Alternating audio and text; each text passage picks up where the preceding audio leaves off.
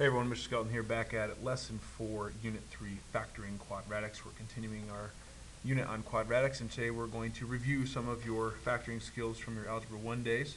I'm sure you have forgotten some of them, and that's okay. That's why we're going to spend some time today reviewing them. So let's jump right into it. We're going to start with some basic ones and get a little bit more challenging as we go. So here we're factoring this trinomial. It's trinomial because there are 3 terms, and this is the answer here.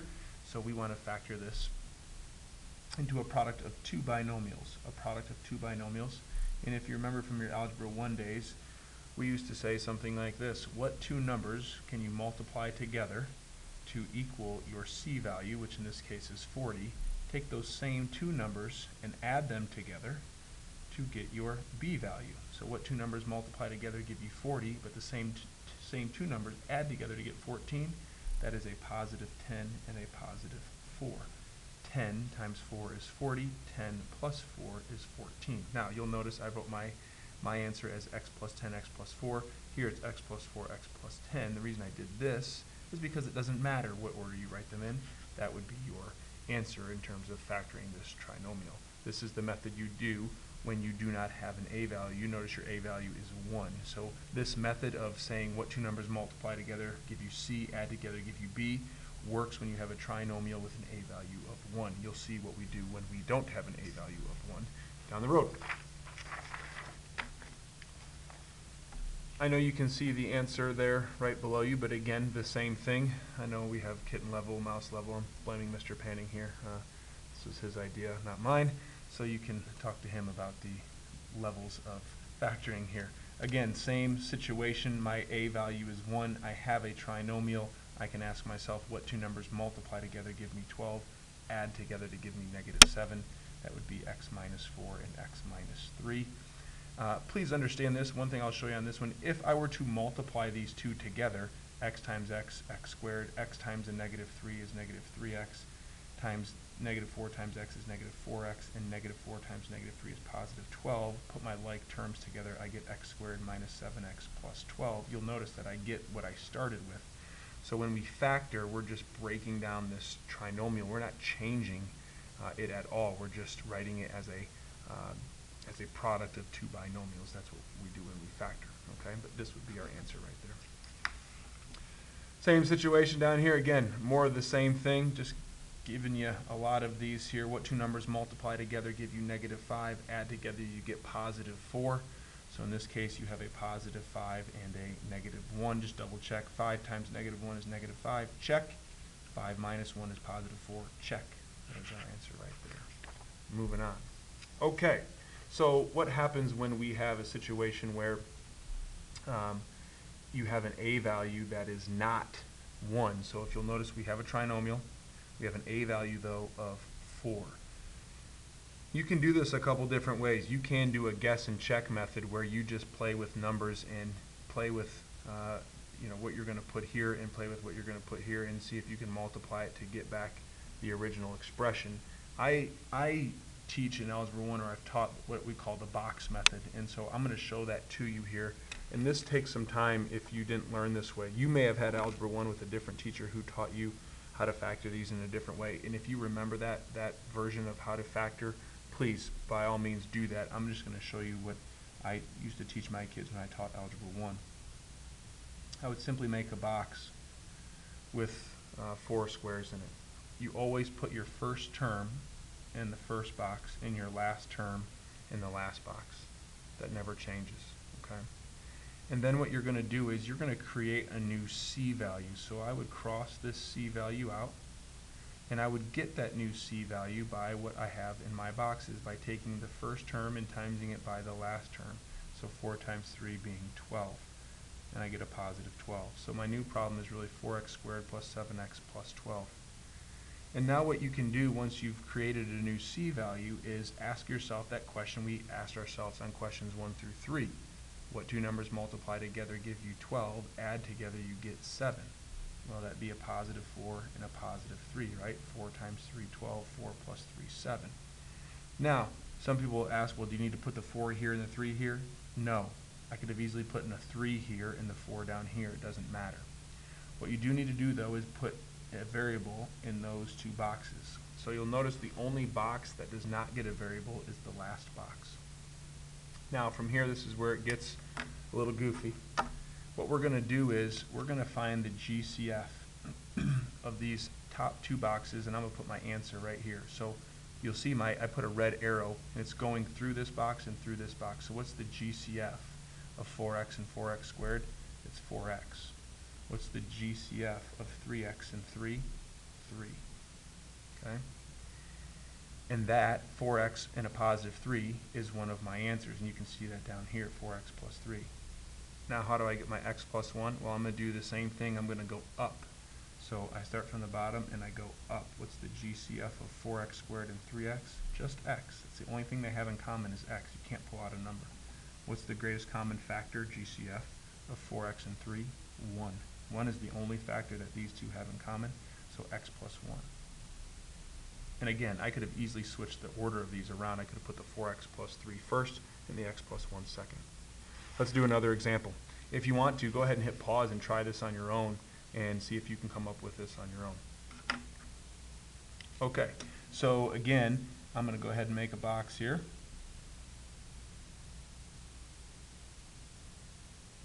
And first term goes in the first box. Last term with the sign, that's a -6, so the -6 would go in that box. I'm going to cross out my c value, and I'm going to find a new c value by multiplying 4 times -6, which is -24. Okay? So, ask yourself that question. What two numbers multiply together give you -24? Add together, you get 5.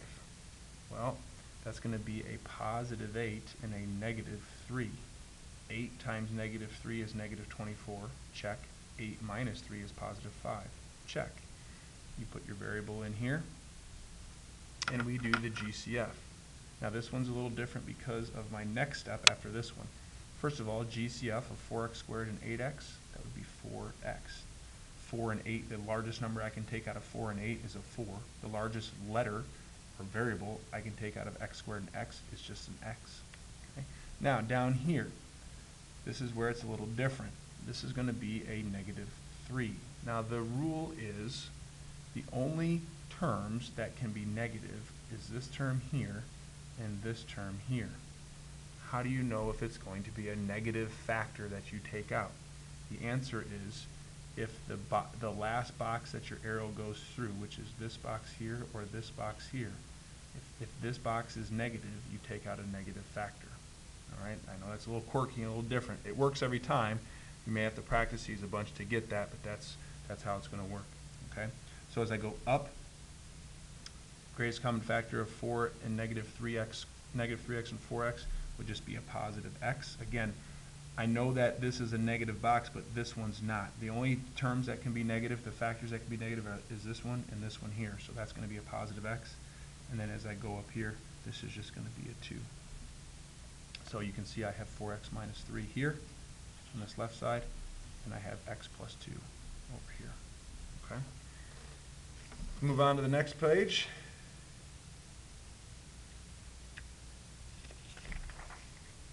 Okay.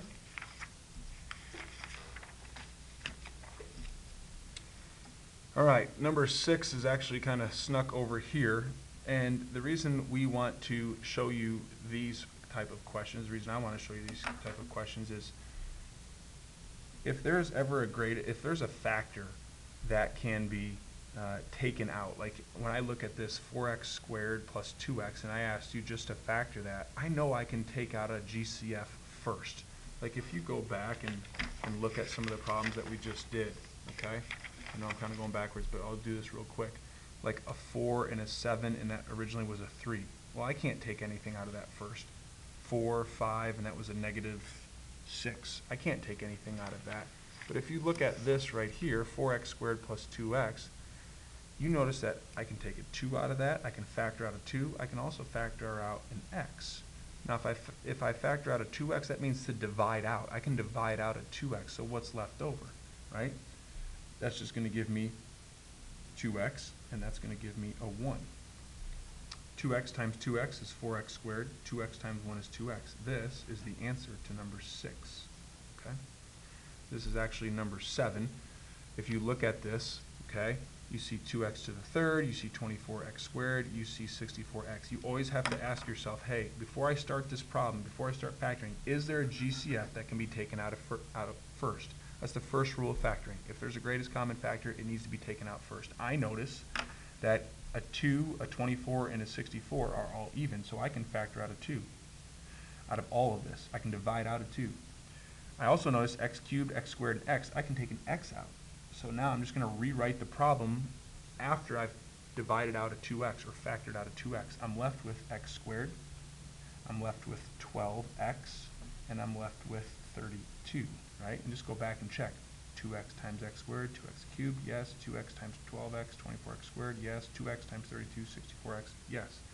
Now, once you take out the GCF, you still look to factor what you have left. Are there two numbers that multiply together that give you 32 that add together to get 12? Yes, there are. So this becomes x plus 8 and x plus 4. And that is our answer because 8 times 4 is 32 and 8 plus 4 is 12. Notice I didn't have an a value then, so I can just factor it that way. All right? Let's go down to the last one here. So this is an example of a perfect square trinomial. If you notice that the first term and the last term are perfect squares, all right, there's a good chance that you can factor this into a perfect square trinomial, okay? If you take the factors of 5 and 9, so like 5 times 9, like if you take the square root of this, you get 5. This is a perfect square because it's 5x. This is a perfect square, 9 times 9, 5x times 5x. 9 times 5, 45. Add them together, you get 90. But you can factor this into, you could also do box method here, but it'd be really challenging. You'd get some very large numbers, but you could do it. But this one, if you recognize the first and last term, you take the square root of those, 5x plus 9 and 5x plus 9, okay? And you can go ahead and FOIL this back out to double check. I always do. 5x times 5x is 25x squared. That's going to be 45x. That's going to be 45x, and that's going to be an 81. And so you get 25x squared plus 90x plus 81. Okay, I'm good. I did do that right. I was able to double check it real quick. But again, just to recap, if you recognize that the first and last terms are perfect squares, remember perfect squares are like 1, 4, 9, 16, 25, 36, 49, right? 1 times 1, 2 times 2, 3 times 3, 4 times 4, 5, 5, 6, 6, 7, 7, etc. Those are perfect squares. We basically just take the square root of those and make sure that once you do that, if you times them together and add them, you should get your middle term, okay? It's called a perfect square trinomial, all right? That's something you have to recognize. You have to look for that, okay? On the back, very similar to that, if you remember, this is called, number 8 is called the difference of squares. You learned this in Algebra 1, difference of squares, and that's short for difference. That's what we call it in the math world, but it's really a difference of perfect squares.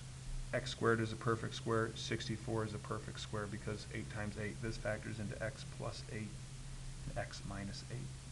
And usually in Algebra 1, I would just do a bunch of these so students got the hang of it. So for example, if I had something like x squared minus 9, 9 is a perfect square. And notice it's difference of squares. Difference means subtract.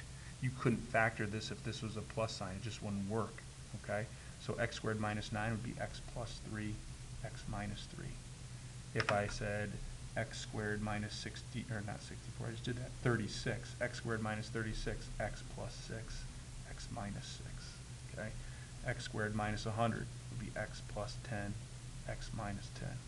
And you can do any perfect square you want, right? X squared minus 144. Oh, that's x plus 12 and x minus 12. So those are all those examples I just did, this one, this one, this one, and this one, and the one I did, those are all examples of difference of perfect squares. Notice they all have a minus sign in the middle. And you can take the square root of that C value, okay?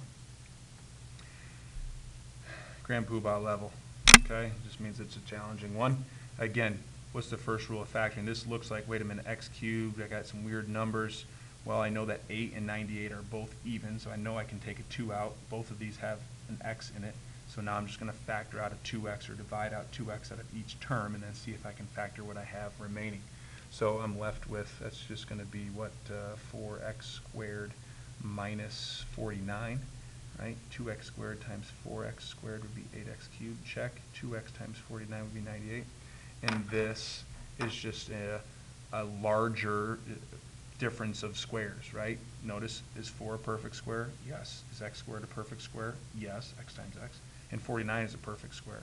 So really what you have here is 2x plus 7 and 2x minus 7. And that would be your answer. Okay. Another example of that is if I gave another example of something like that, factoring that would be like 9x squared minus, let's see, 81. That's not a good one to do.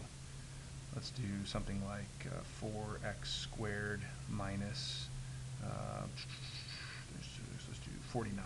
Okay, that's a good one. Oh, I just did that one. I'm an idiot. All right, let's do, let's do 16x squared minus, let's see, 121. All right, so that would be 4x plus 11 and 4x minus 11. There you go, 4x minus 11. Right, 11 times 11 should give you 121, which it does. Right, so this is an example of, again, difference of perfect squares. 16 is 4 and 4, 121, 11 and 11. I'm trying to give you one that wouldn't be factorable, so it's good.